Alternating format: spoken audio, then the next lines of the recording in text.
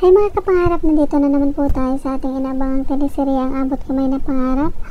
Dahil umakyat itong si Dr. Carlos sa poste, kung kaya nandun si Lynette nag-aabang at kunwari itong gustong babain itong si Dr. Carlos at magiging sila na daw ulit. At ayan na nga, nauto niya si Dr. Carlos pero nang akmang bababa nito at nahulog ito, kung kaya parang nabagok ang ulo nito at dinala ito sa ospital.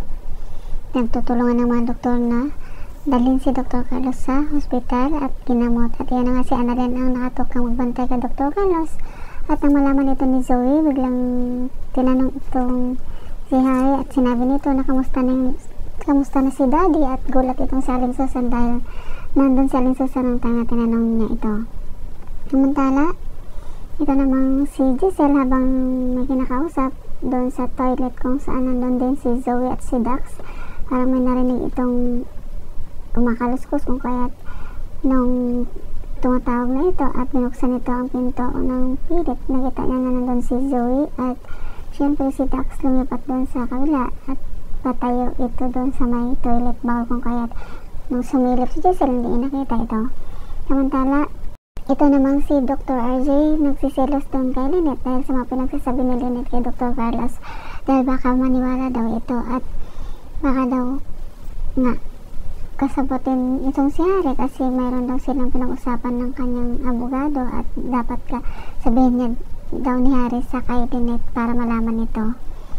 At yun nga sinabi ni Dr. RJ na di ba Harry na gusto mo hindi makulong yung daddy mo, mahiya ka naman kay Lynette. At ayun na nga parang nakarinig ng masasamang salita, masasakit na salita si Harry kay Dr. RJ kung kaya parang nagpanting ang tainga nitong Lynette kasi siyempre sa kabila ng lahat parang nanay pa rin siya ni Harry at gusto niya itong protektahan.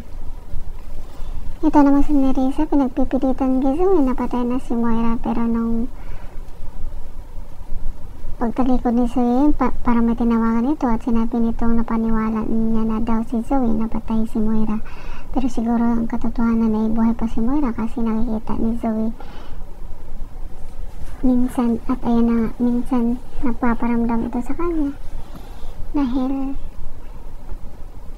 yun, ramdam talaga ni Zoe na buhay ang kanyang mami kuwit ayaw niyang maniwala na patay na ito at dahil sarado naman yung kabaong niya nung time na inilibing ito kung kaya hindi nila alam talaga kung talaga si Moira ang nandun sa loob. Ito naman si Zoe, sinamahan ni Dax doon sa cemetery at ayan na nga alam si Zoe sa mami niya at sinabi niya na natanggap niya na daw na wala na ito pero ayun.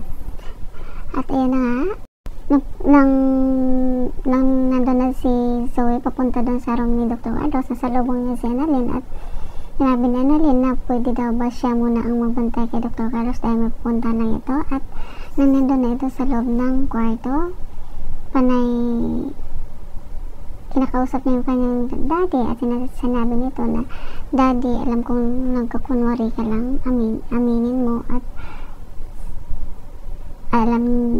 panaiyak ni Zoe at alam nito na kunwari nagbabali-baliwan na daw itong kanyang ama pero iba yung sinasabi ni Dr. Carlos kasi parang pinapakita niya talaga na baliw siya at sinasabi niya ba't ko umiiyak at nang biglang dumating itong si Doc Annalyn nakita niya si Zoe na umiiyak ito at tinanong niya ito kung bakit ganoon na lang yung pagiging concern nito sa kay Dr. Carlos at sinabi nito na bakit wala na ba daw siya karapatan na maging concern sa ibang tao lalo na kay Dr. Carlos dahil isa ito sa mga hinihingian niya ng advice pag nalulungkot daw siya nung panahon na wala si Dr. RJ na hindi niya mahingian ng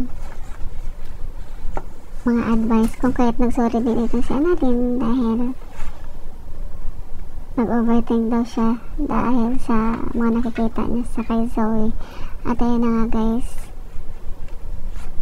abangan niyo ang mga susunod na manata. Please don't forget to like, subscribe and press the bell button for you to notify on my next video. Thank you so much and bye!